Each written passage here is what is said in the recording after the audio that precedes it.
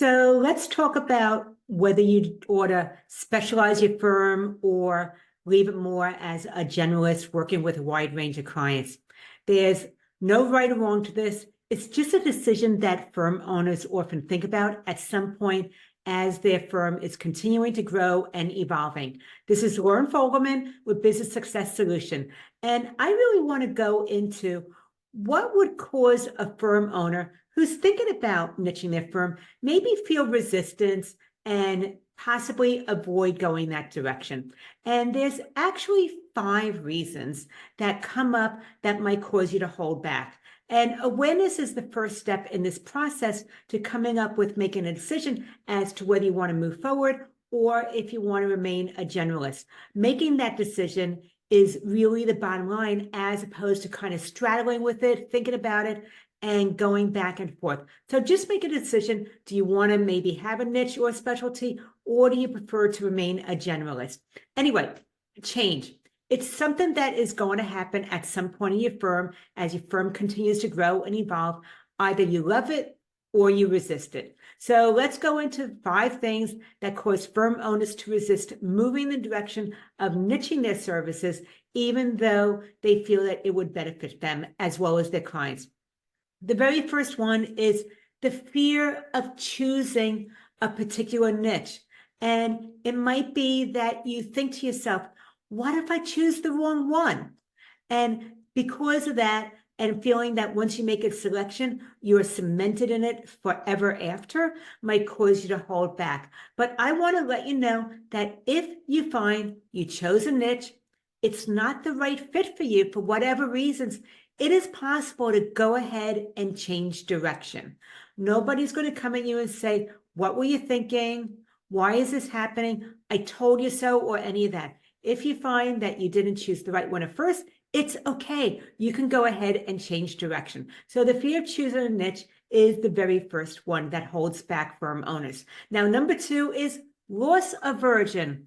You are concerned about losing your current clients, or maybe someone could benefit from your service, but because they're not in that particular category, they won't reach out to you, even though you know that you'll help them. So the thought that comes up is, what if there's someone that I know I can help, and then I lose that business?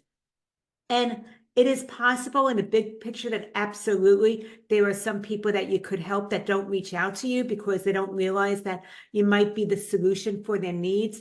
However, as a firm owner, it's impossible to work with every single business owner that might need your services. So what we want to do is, by moving the direction of a niche, you become more aware of who is a right fit client for your firm and who isn't a right fit client.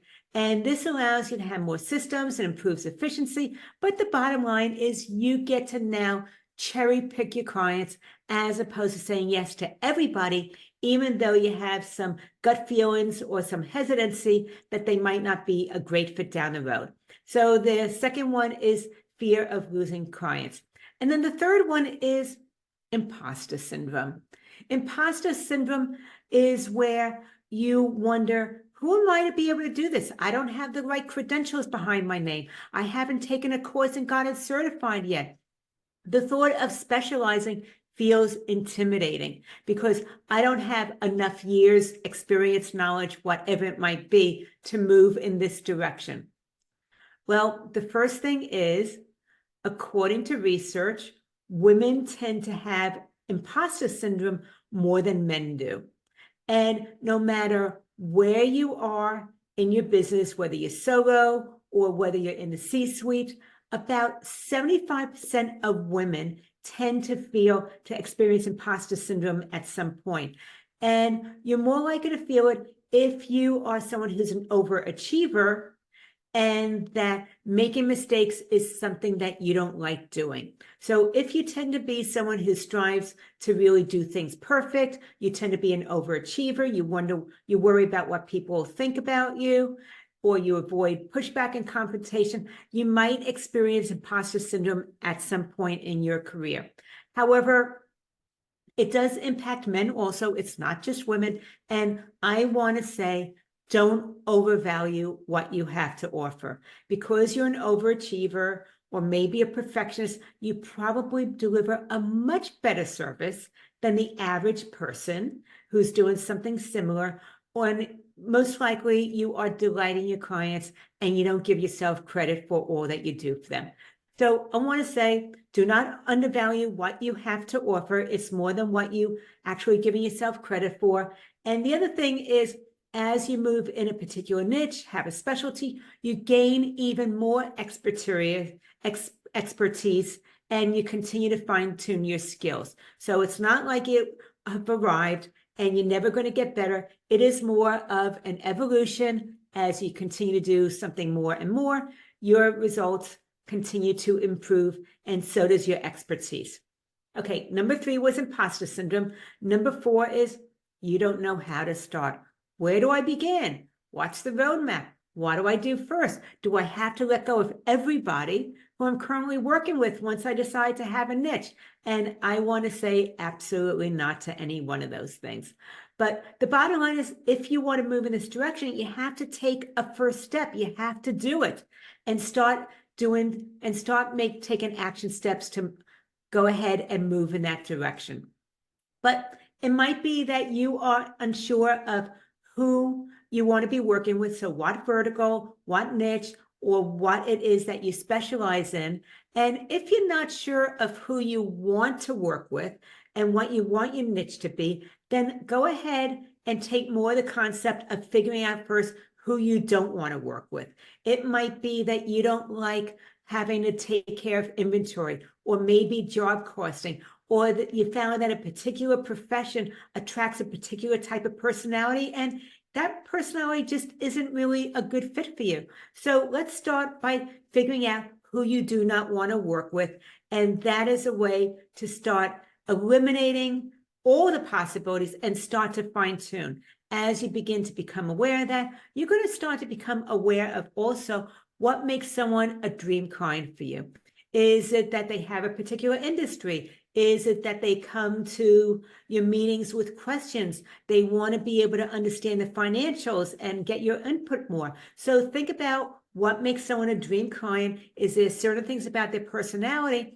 And is there a particular profession that tends to attract that type of personality? So once again, figure out what you don't like. That is the process of elimination. And also start to think about what are the things that you do like doing as far as accounting goes, as far as the type of personality fit that you enjoy working with. And the last one, number 5, is what I call rejection aversion. You're the type of personality, you are so client-centered. You want to delight your clients. You're always doing more than what they've asked for, and you want to make people happy, and you want to also avoid controversy.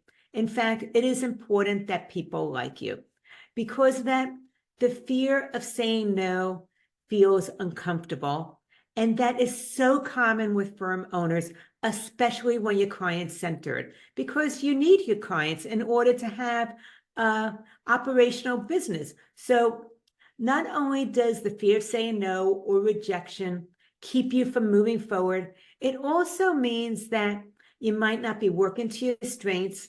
And when you're not working to your strengths because you're saying yes to a wide range of different things, different types of work, different types of clients, then it limits your earning potential. So once again, saying yes all the time to everyone and everything that's asked of you actually limits your earning potential. And the bottom line is that sometimes the lowest value clients keep you from really putting your efforts and energies into the people that adore you, respect you, and are a joy to work with. So those are the 5 things that come up that keep firm owners from being able to move in a niche: is fear about choosing a right niche market, loss aversion, so the fear of losing clients, imposter syndrome, you don't know where to start, and rejection aversion. The bottom line is people need your service. They really need what it is that you do for them.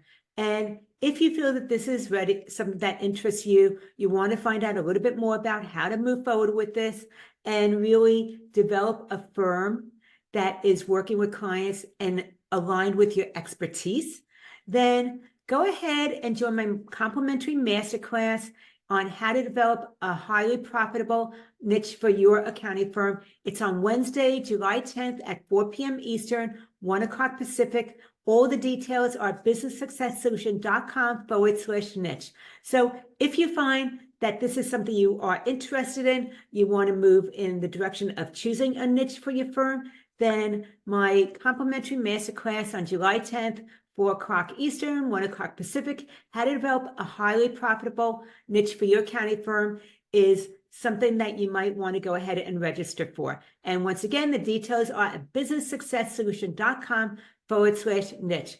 Once again, please let me know what you thought about this, what you took away from this. If there was something that you liked, maybe something that resonated with you or affirmed what you were thinking for yourself and your firm, let me know. I love having your input, and I look forward to further conversations. Lauren Fogelman, showing firm owners how to double their income, working half the time.